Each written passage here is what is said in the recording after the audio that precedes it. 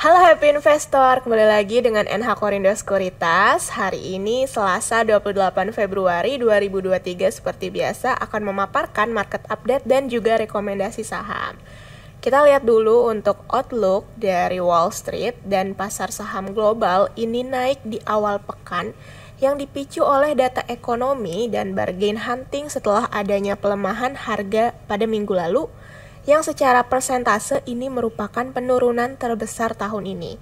Walau demikian, penguatan market ini tidak bertahan di level 1% seiring para investor tetap waspada akan adanya spekulasi kenaikan suku bunga yang lebih tinggi di Amerika Serikat dan Eropa.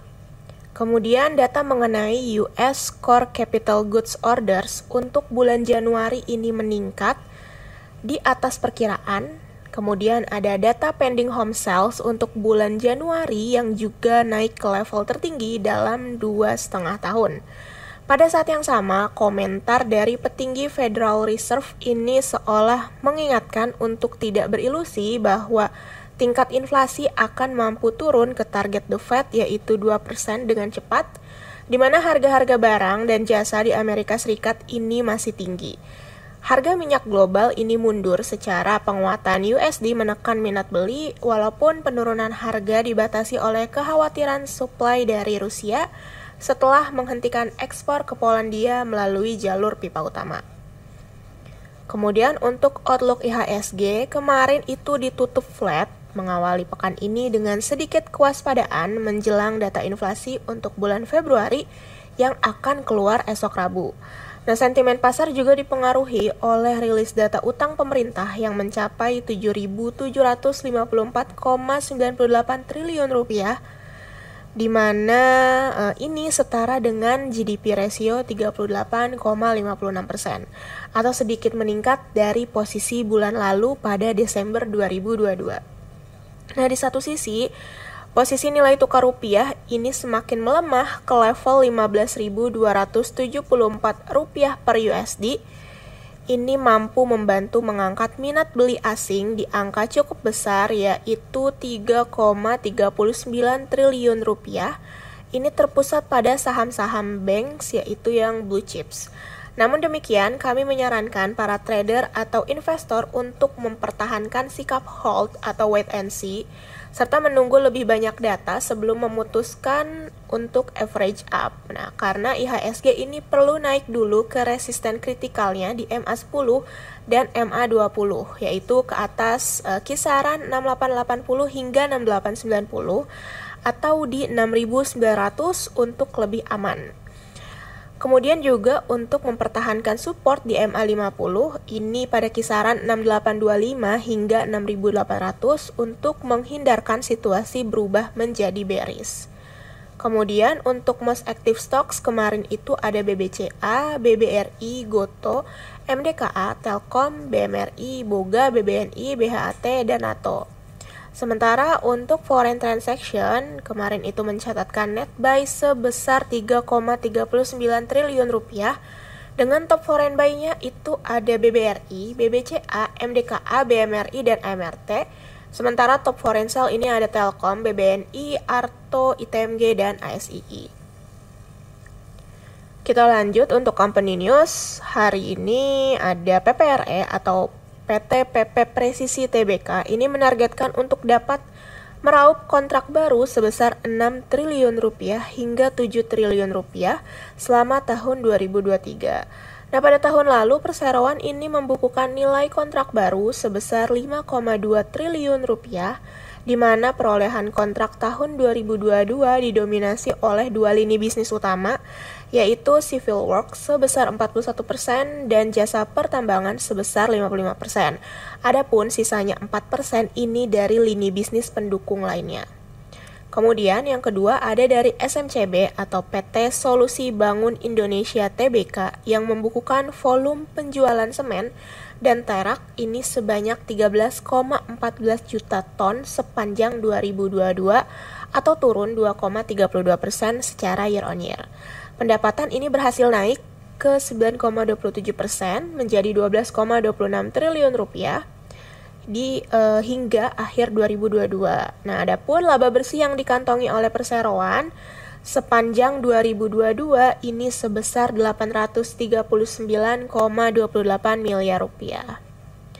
Kemudian yang ketiga ini ada dari PT Cerestar Indonesia Tbk atau TRGU, ini mengincar peningkatan penjualan seiring dengan konsumsi terigu masyarakat Indonesia yang terus menanjak. Perseroan pun melalui anak usaha dan jasa konsultasi manajemen ini melaporkan dana IPO sebesar 305,8 miliar rupiah sudah habis digunakan.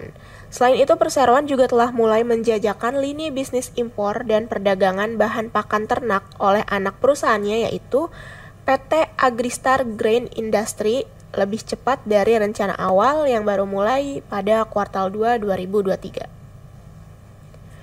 Kemudian untuk domestic and global news, dari domestik sendiri ini ada dari kinerja emiten sektor otomotif yang diperkirakan akan melaju kencang seiring dengan adanya rencana pemerintah memberikan insentif penggunaan kendaraan listrik. Selain itu, beberapa brand ini terlihat mempersiapkan diri untuk memanfaatkan momentum pemberian insentif EV melalui ajang Indonesia International Motor Show 2023. Pemerintah akan membagikan atau memberikan insentif sebesar 7 juta rupiah untuk kendaraan roda 2, baik kendaraan baru maupun konversi. Nah, selain itu pemerintah juga akan mengurangi pajak pertambahan nilai kendaraan listrik dari 11% menjadi 1% untuk kendaraan roda 4. Bervariasinya harga motor listrik ini mulai dari 15 juta rupiah akan memberi dampak signifikan mengingat harga kendaraan listrik roda 2 ini mulai dari 8 juta rupiah. Kemudian kita lanjut untuk globalnya sendiri, ini setelah mendapat sanksi ekonomi atas penyerangan terhadap Ukraina, negara-negara sekutu Rusia enggan impor minyak dari negara OPEC dan Amerika Serikat. Nah, akibatnya stok minyak Amerika Serikat ini mengalami oversupply sehingga menyebabkan harga yang kian menurun. Sanksi ekonomi yang dibebankan kepada Rusia ini dinilai begitu kuat hingga membuat harga minyak yang dibeli Eropa sebesar 60 USD per barrelnya.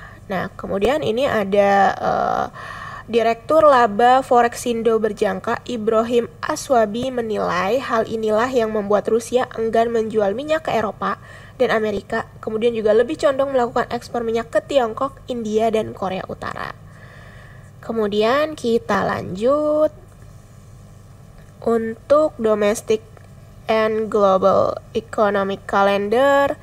Hari ini ada dari US mengenai consumer confidence, ada dari Jepang yaitu industrial production, dan dari Eropa yaitu France untuk data GDP.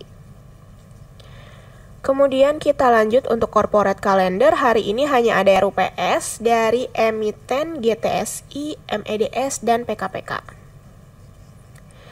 Lanjut untuk daily technical, hari ini kami memproyeksikan IHSG konsolidasi atau sideways antara support MA50 dan resisten MA10 dan MA20. Adapun support terdekatnya ini di kisaran 6825 hingga 6800. Resisten terdekatnya ini di kisaran 6880 hingga 6890, dan advice untuk perdagangan hari ini yaitu wait and see dan juga hold. Rekomendasi saham yang pertama ada dari Inco atau Vale Indonesia Tbk. Rekomendasi kami hari ini yaitu spekulatif buy, target terdekat di kisaran 7.000 hingga 7.025 dan stop loss di 6.400. Kemudian ada Doit, rekomendasi kami hari ini buy, target terdekat di kisaran 310 hingga 314 dan stop lossnya yaitu di 284. Kemudian ada Pegas, rekomendasi kami hari ini yaitu spekulatif buy, target terdekat di 1620 hingga 1650, sementara stop loss ini di 1495. Kemudian ada dari Saratoga atau SRTG, rekomendasi kami hari ini buy on break, target terdekat di kisaran 2400 hingga 2410, kemudian stop loss di 2230. Ada SMRA, rekomendasi kami hari ini buy, target terdekat di kisaran 630 hingga 640 dan stop loss di 580. Oke, sekian mengenai paparan kali ini. Terima kasih.